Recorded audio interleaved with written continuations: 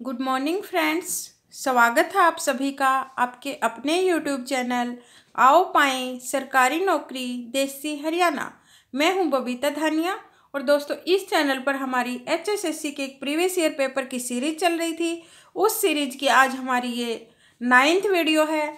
हम पहले 8 वीडियो कर चुके हैं। अगर आपने उन वीडियोज़ को नहीं देखा हो तो डिस्क्रिप्शन में उसका लिंक है, आप सारी की सारी वीडियो ज़रूर विजिट कीजिए। आज हमारी 7.3 कहिए या 7th पेपर का 3rd पार्ट आज हम करने वाले हैं, जिसके कुछ क्वेश्चन हम 46 नंबर क्वेश्चन तक पहले वाले पोर्शन में कर चुके हैं। आज हम 47 नंबर क्वेश्चन से करेंगे। तो आइए करते हैं क्वेश्चंस। क्वेश्चन नंबर 47 है, हरियाणा राज्य उत्तर भारत में व्यापार करने में आसानी से खालिस्तान रैंक पर है। दोस्तों ये वाला एग्ज़ाम फरवरी 2020 में हुआ और बिल्कुल ये 2019 की रैंकिंग पूछी गई थी। ये रैंकिंग हर साल आती है, इसलिए आपको अपने जो करंट जीके है उससे भी थोड़ा ध्यान रखना। तो 2019 के अंदर हरियाणा को पूरे उत्तर भारत में जो ईज ऑफ डूइंग बिजनेस है, जो व्यापार करने में आसानी की जो रैंकिंग है, उसमें नंबर 1 अर्थात पहला स्थान मिला था। अगेन रिपीटिंग, 2019 का पूछा गया है क्योंकि 2020 में पेपर हुआ था। करंट का भी आप जरूर देख कर जाना। तो जो ईज ऑफ डूइंग बिजनेस में हरियाणा को उत्तर भारत के अंदर जो स्थान मिला था वो था नंबर 1। कौन सा? ऑप्शन ए, नंबर 1 स्थान मिला था। नेक्स्ट क्वेश्चन है हमारा, खालिस्तान हरियाणा सरकार का मुख्य कार्यकारी कार्यालय है।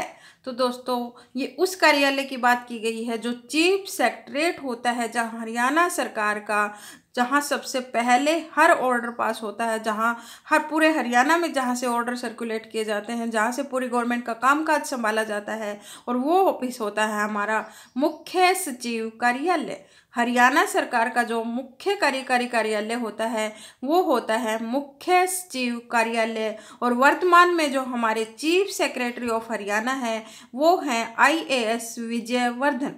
कौन है? आईएएस विजयवर्धन, जो हमारे वर्तमान के अंदर जो चीफ सेक्रेटरी ऑफ हरियाणा है और जो हरियाणा सरकार का मुख्य कार्यकारी कार्यालय होता है वो होता है मुख्य सचिव कार्यालय या फिर चीफ सेक्रेटरीट ऑफिस।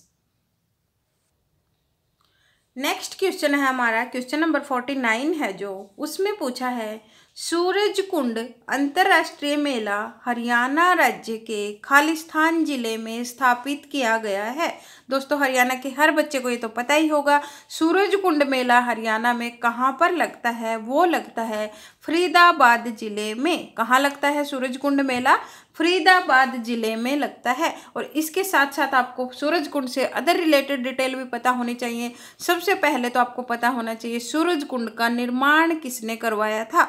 तो जो तोमर वंश था दिल्ली के अंदर, जो तोमर शासक थे, जो अनंगपाल तोमर थे, उनका जो कुल देवता था सूर्य देवता, उन्होंने अपने कुल देवता की याद में सूरजकुंड का निर्माण करवाया था।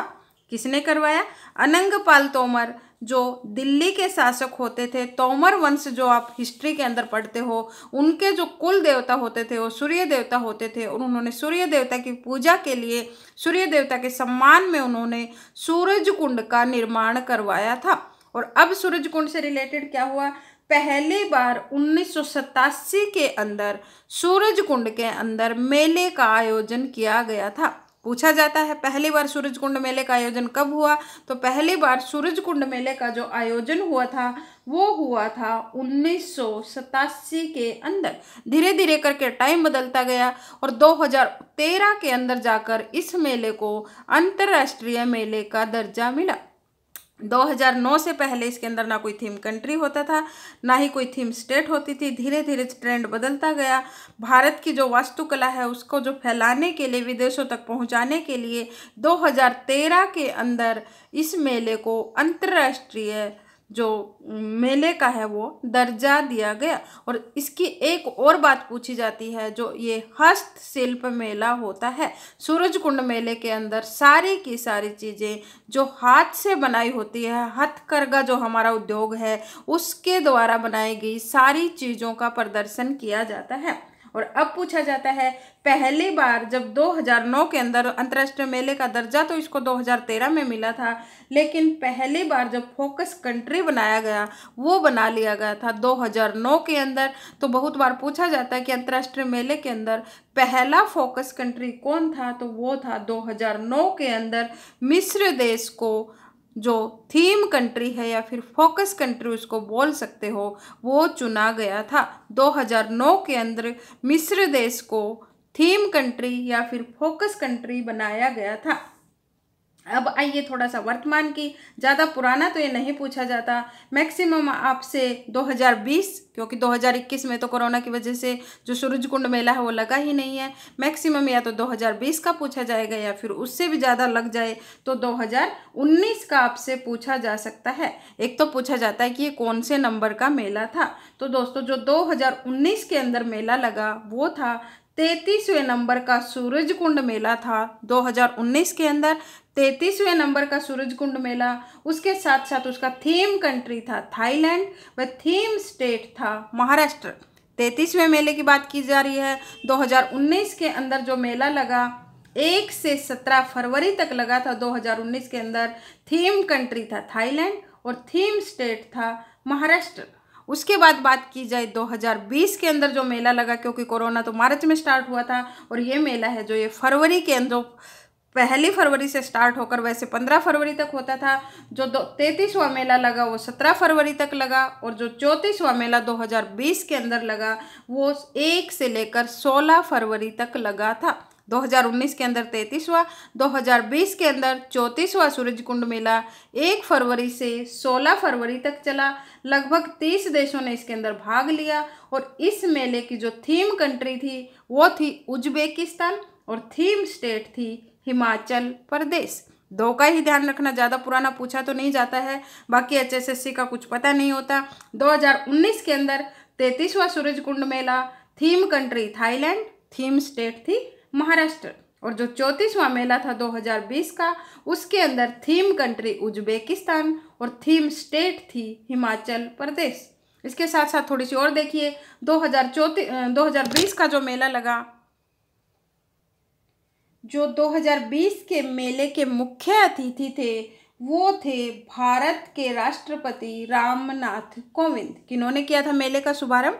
भारत के राष्ट्रपति, जो वर्तमान में भी भारत के राष्ट्रपति है, राष्ट्रपति रामनाथ कोविंद के द्वारा। और साथ में हरियाणा के राज्यपाल थे सत्यदेव नारायण आर्य। किन्होंने किया मेले का शुभारंभ?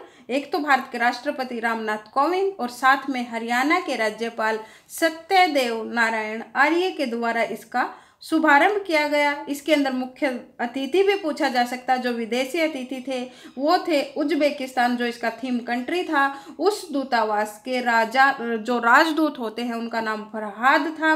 और हिमाचल प्रदेश के मुख्यमंत्री भी आए थे, क्योंकि थीम स्टेट हिमाचल प्रदेश था। हिमाचल प्रदेश के मुख्यमंत्री जयराम ठाकुर और हरियाणा के मुख्यमंत्री मनोहर लाल खट्टर, पर्यटन मंत्री थे उस वक्त कंवर पाल गुर्जर और पर्यटन विभाग के चेयरमैन थे उस वक्त रणधीर सिंह। कौन कौन थे?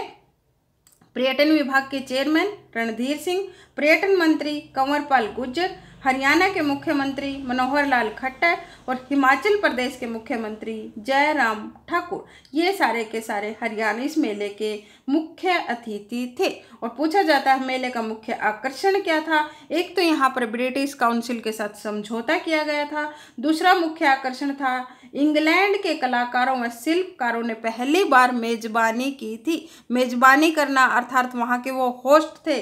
कौन थे? इंग्लैंड के जो कलाकार थे, शिल्पकार थे, उन्होंने इस मेले की मेजबानी पहली बार की थी। और लगभग 1000 शिल्पकारों, जो हाथ से काम करने वाले होते हैं, और 600 जो कलाकार थे, 600, उन्होंने इस मेले में हिस्सा लिया था।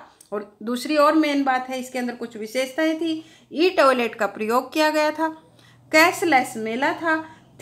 मुख्य थीम थी हमारी अतिथि देवो भव। अतिथि कब जाओगे नहीं, अतिथि देवो भव। और जो विधवा, स्कूली बच्चे और स्वतंत्रता सेनानी होते हैं उनके लिए इस मेले का जो प्रवेश था वो निःशुल्क रखा गया था। उम्मीद है आपको सूरज कुंड मेले से रिलेटेड सारे कंसेप्ट याद हो गए होंगे। ज़्यादा तो यही पूछा जाता है कि कौन से नंबर का मेला था और जो थीम स्टेट है कौन सा था और थीम कंट्री है वो कौन सा था। तो 2020 का जो मेला था वो 34वें नंबर का था। थीम कंट्री उज्बेकिस्तान और थीम स्टेट था हिमाचल प्रदेश। चलिए आगे चलते हैं। नेक्स्ट क्वेश्चन है हमारा, खालिस्तान कपड़े का लंबा रंगीन टुकड़ा जो चमकदार लेस और रूपांकनों से सजाया जाता है और इसका मतलब सिर को ढकना होता है। देखिए दोस्तों, क्वेश्चन को पढ़िए। ऑप्शन दिए हैं दामन, जो सिर ढकने का तो नहीं हो सकता। कुर्ती, वो भी सिर ढकने की नहीं हो सकती। ऑप्शन सी पर आपको दिया है चंद्र, जो सिर ढकने का हो सकता है, लेकिन आगे जरूर देखिए। ऑप्शन डी पर आपको दिया है पगड़ी। बहुत सारे बच्चे पगड़ी के साथ गए होंगे, लेकिन दोस्तों पगड़ी है वो हरियाणा के अंदर पुरुषों के द्वारा पहनी जाती है। पगड़ी क्या होती है? हरियाणा के अंदर पुरुषों के द्वारा पहनी जाती है और पुरुषों के द्वारा जो रंगीन टुकड़े होते हैं, क्योंकि वो मोस्ट ऑफ वाइट होती है पगड़ी, या फिर कलरफुल हो भी सकती है, लेकिन वो चमकदार लेस और रूपांकनों से नहीं सजाई जाती। क्योंकि कभी आपने देखा किसी आदमी को सितारे लगी हुई पगड़ी को पहनते हुए, या फिर वो बहुत ज़्यादा सजाई गई हो जिसका मतलब सिर को ढकना हो? क्योंकि वो औरतों की होती है और उसका नाम चंद्र होता है। ऑप्शन सी चंद्र उसका नाम है। कपड़े का लंबा और रंगीन टुकड़ा होता है, चमकदार लेस और रूपांकनों से सजाया गया होता है और इसका मतलब सिर को ढकना होता है। उम्मीद है आपको समझ में आया होगा। पगड़ी दोस्तों जेंट्स पहनावा है, आप कंफ्यूज मत होना। और जो उसके ऊपर है, पगड़ी के ऊपर ज़्यादा सजावट नहीं की जाती है, जबकि जो चंद्र है वो महिलाओं का पहनावा होता है। कपड़े का लंबा और रंगीन टुकड़ा होता है, चमकदार लेस और रूपांकनों से सजाया जाता है और जो सिर को ढकने का काम करता है। नेक्स्ट क्वेश्चन है हमारा, तीज हरियाणा राज्य में खालिस्तान महीने के तीसरे दिन मनाया जाता है। दोस्तों हरियाणा के हर बच्चे को ये पता होगा, खासकर जो बच्चा गांव के कल्चर से जुड़ा हुआ उनको तो जरूर पता होगा। तीज हरियाणा के अंदर जो श्रावण महीना होता है, हरियाणवी में बोला जाए सामण का जो महीना होता है, उसके तीसरे दिन मनाया जाता है।